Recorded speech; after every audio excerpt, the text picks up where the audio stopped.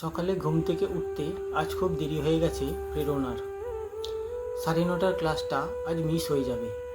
প্রেরণা যাতে 10:30টার ক্লাসটা করতে পারে সেটা টার্গেট রেখেই তড়িঘড়ি কলেজ যাওয়ার জন্য প্রস্তুতি নিল।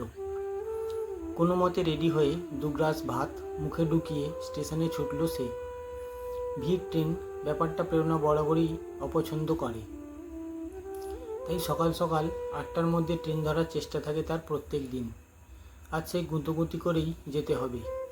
স্টেশনে আসার পরে প্রেরণা শুনল অ্যানাউন্স করছে 9:55 বারাসাত শিয়ালদা মাতৃভূমি লোকাল আসছে। যাক, লেডিস স্পেশাল ট্রেন, সেরকম ভিড় হবে না ভেবে একটু স্বস্তি পেল প্রেরণা। এরপর ট্রেনে উঠল সে। একদম ফাঁকা, সিটগুলোও প্রায়। যে কজন আছেন কামরাতে বেশিরভাগ মহিলা, শুধু 4-5 জন পুরুষ দরজার কাছে দাঁড়িয়ে। দমদমে ট্রেনটা ঢুকতেই নেমে গেল প্রেরণা। দুপা এগোতেই সামনে শঙ্করকে দেখতে পেল।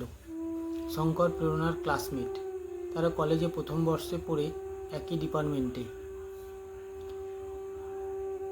কিন্তু এ কি, একজন মহিলা পুলিশ শঙ্করের কলার ধরে ওভাবে টেনে নিয়ে যাচ্ছে কেন?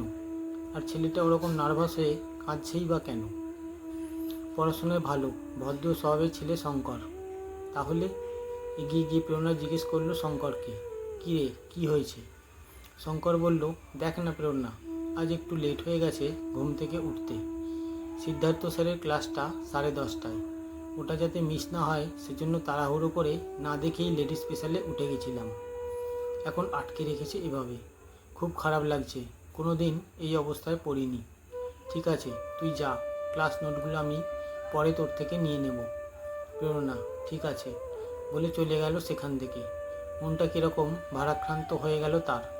কীরকম যেন মনে হতে লাগলো সে হয়তো অন্যায়ভাবে একটা সুযোগ নিয়ে নিল। কি করেছে ছেলেটা? চুরি ডাকাতি তো করেনি, তাও এভাবে হ্যারাসমেন্টের শিকার হলো। এটাই কি জেন্ডার ইকুয়ালিটি?